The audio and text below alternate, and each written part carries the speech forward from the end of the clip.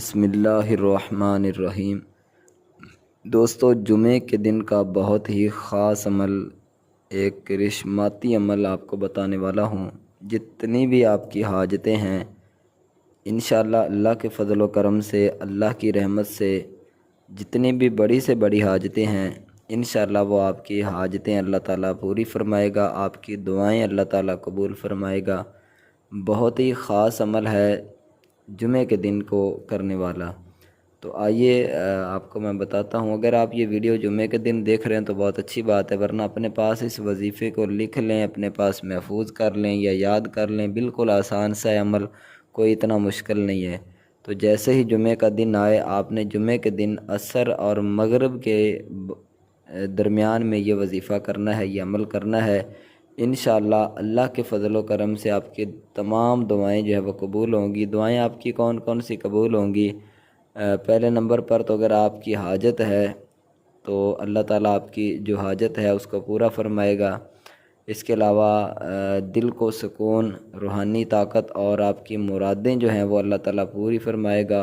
اور اگر کوئی چاہتا ہے کہ مجھے محبت رسول ملے، اور یہ ہر نبی علیہ السلام کے سے جو بھی حضور کا امتی ہے وہ یہی چاہتا ہے کہ مجھے حضور کی محبت ملے، میرے دل کے اندر نبی علیہ السلام کی محبت پیدا ہو، تو جمعے کے دن یہ عمل کر لیں۔ انشاءاللہ اللہ کے فضل و کرم سے جس بھی نیت کے ساتھ آپ کرو گے، آپ کی وہ نیت اللہ تعالیٰ پوری فرمائے گا۔ جائز اور نیک جو مرادیں ہوں گی انشاءاللہ اللہ تعالیٰ پوری فرمائے گا۔ تو آپ نے کیا کرنا ہے؟ عصر کی نماز اور جمعے کے دن عصر اور مغرب کے درمیان میں آپ نے بیٹھ جانا ہے۔ نماز پڑھی عصر کی، بیٹھ جائیں۔ آپ نے درود ابراہیمی پڑھنا ہے، 100 مرتبہ پڑھیں۔ اس کے بعد آپ کی جو بھی دعا ہو، آپ مثلا رزق کے حوالے سے یا اولاد کے حوالے سے، صحت کے حوالے سے، شادی کے حوالے سے، یا دشمن سے نجات، یا جو بھی آپ کی جائز مراد ہے، آپ اس کا تصور کریں کہ یا اللہ میری یہ جو پریشانی ہے اس کو دور فرما۔ 100 مرتبہ پڑھ لیا، پھر 100 مرتبہ پڑھیں، پھر جو بھی آپ کی پریشانی ہو اس کے لیے دعا کریں، پھر 100 مرتبہ پڑھیں، پھر جو بھی اسی طرح آپ نے 1000 مرتبہ جو ہے وہ اس کو پڑھنا ہے، ٹھیک ہے؟